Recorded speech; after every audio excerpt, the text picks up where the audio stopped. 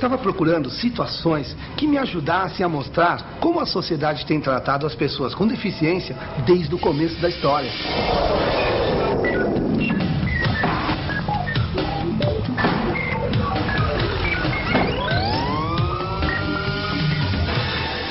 Essa é uma imagem da civilização ocidental, de antes de Cristo, lá da antiguidade, quando as pessoas que não pertenciam à nobreza eram todas consideradas sub-humanas, desnecessárias. O mesmo acontecia com as pessoas com deficiência. Bastava a pessoa ter alguma deficiência física ou mental, ser cega ou surda, para ser abandonada, ficar esperando única e exclusivamente pela morte. Tudo porque fugia dos padrões de força e beleza que eram cultuados na época. Contam que em Roma e Esparta, as crianças eram preparadas para a guerra desde o nascimento.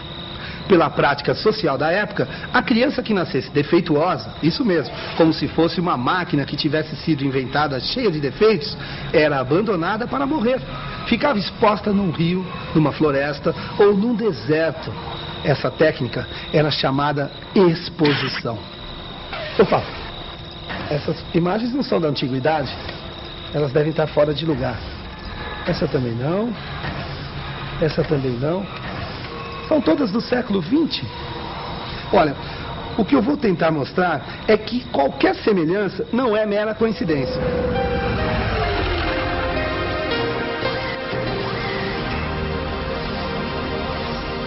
Na antiguidade, a sociedade era composta pela nobreza e pelo povo. Os nobres eram os donos do poder e o povo vivia para produzir tudo para os nobres: vestimentas, alimentos, utensílios, riquezas, tudo. Quem não servia para produzir riqueza, nem para guerrear, não servia para mais nada. Podia ser exterminado sem nenhum problema de ordem ética, moral ou religiosa. Aqui, isso é importante, o nascimento de Jesus, o surgimento do cristianismo. Uma época em que todos eram filhos de Deus, mulheres, escravos, pessoas com deficiência. Mas essa mudança de comportamento tem uma explicação lógica: os milagres realizados por Jesus em suas peregrinações, quando ele curava as pessoas com deficiência. O cego voltava a enxergar, o coxo voltava a andar. E Jesus ainda pregava: todos eram filhos de Deus, criados à sua imagem e semelhança. Então, pela lógica, não poderiam mais ser considerados sub-humanos, muito menos ser abandonados até a morte. Nessa época, considerava-se que todas as pessoas com deficiência tinham uma alma, e isso fazia diferença.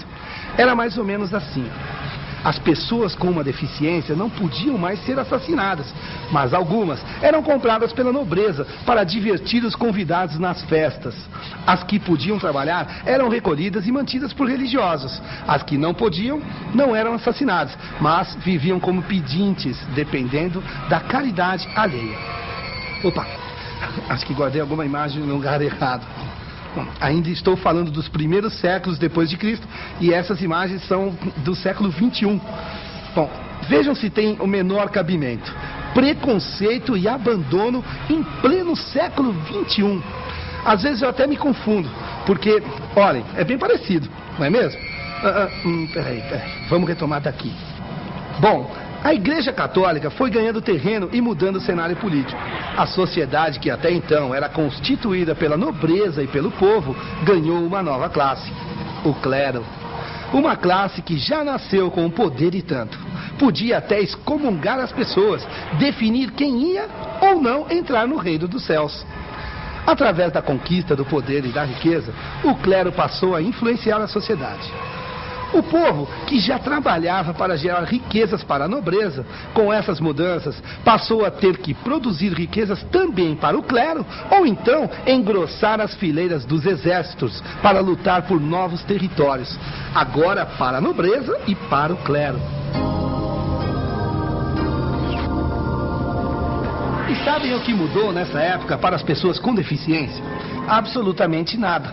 Quer dizer, vejam isso. Aqui: a Inquisição e a Reforma Protestante. Vamos primeiro dar uma olhada no século XIII.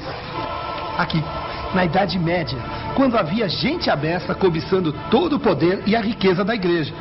Para afastar esse bando de urubus que poderia ameaçar a hegemonia da igreja sobre a nobreza e o povo, a Igreja Católica implantou a Santa Inquisição. A Inquisição nada mais era do que uma arma da igreja para torturar e até matar aqueles que representassem alguma ameaça ao seu poder. E o que essa época representou para as pessoas com deficiência? Só para vocês terem uma ideia, a igreja tinha documentos que ensinavam a reconhecer sinais naqueles que estavam possuídos pelo demônio. E só para variar, sobrou para quem? Quem foi especialmente caracterizado como herege e endemoniado, foi perseguido e muitas vezes até morto em fogueiras? A pessoa com deficiência. Mas esperem, ainda não acabou. Vamos ver o que aconteceu um pouco mais adiante, no século XVI, aqui, na Reforma Protestante.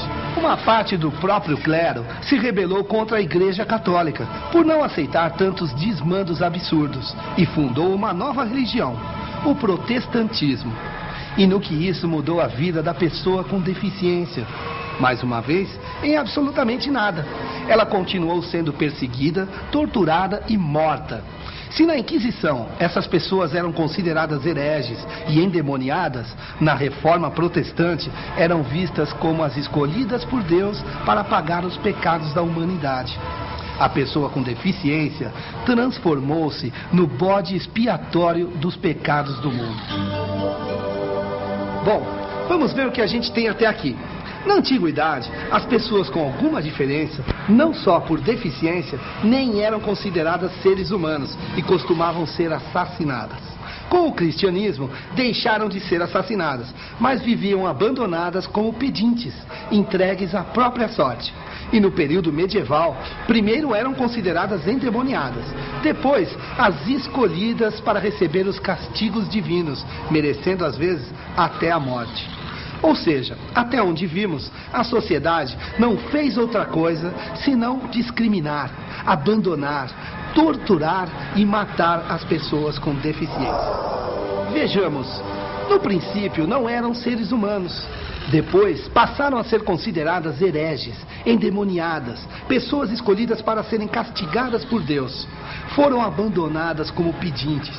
E agora, como seriam tratadas no século XVIII?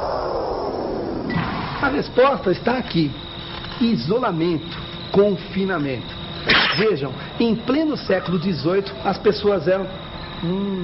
confinamento no século XVIII. Deve estar aqui. Nossa, quantos exemplos de isolamento e abandono nos séculos XX e XXI. Vamos pegar daqui então. Vamos falar um pouco da pessoa com deficiência na atualidade. Deixe-me ver... parece que tivemos avanços importantes. Estão aqui o braille, a língua de sinais, todo o empenho da ciência para compreender, tentar prevenir e facilitar a vida das pessoas com deficiência. Mas vem aqui, será que a sociedade finalmente deixou o preconceito e a discriminação de lado? Parece que não. O preconceito ainda está em toda parte. Basta olhar nas ruas, nos prédios que não facilitam o acesso, nos asilos, hospitais e internatos criados para manter as pessoas com deficiência longe das famílias e dos olhos da sociedade. E, como se não bastasse, na pouca oferta do mercado de trabalho e na discriminação que ainda ocorre em algumas escolas. Às vezes, fico pensando, por que será que essas coisas ainda acontecem? Será o reflexo de toda essa história de preconceito, de perseguição e de maus tratos às pessoas com deficiência que acabamos de ver? Será que essa cultura de discriminação ficou tão arraigada que a gente nunca vai conseguir construir uma sociedade que reconheça e respeite as diferenças? Já estamos no século XXI, o século do futuro. Não temos por que esperar mais para começar a escrever uma nova história. Será que já iniciamos um bom capítulo? Experiências novas, imagens que já mereçam registro? Vamos lá, é a nossa hora de fazer a diferença.